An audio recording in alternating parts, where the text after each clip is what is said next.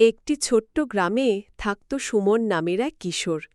সুমনের স্বপ্ন ছিল বড় কিছু করা, কিন্তু সে সবসময় অভিযোগ করত, আমার হাতে টাকা নেই, সুযোগ নেই, আমি কিছুই করতে পারব না।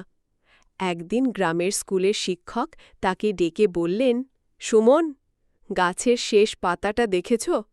সুমন অবাক হয়ে বলল, হ্যাঁ স্যার, কিন্তু ওতে কি আছে? শিক্ষক হেসে বললেন, যখন ঝড় আসে তখন গাছের অনেক পাতা ঝরে যায়, কিন্তু শেষ যে পাতাটা থাকে সে ঝড়ের সঙ্গে লড়ে যায়, কারণ সে জানে গাছের প্রাণ এখন তার ওপর নির্ভর করছে। জীবনও ঠিক তেমনই, সমস্যা যখন আসে তুমি যদি ধরে থাকো, চেষ্টা করো, তাহলে সাফল্য তোমার কাছেই থাকবে।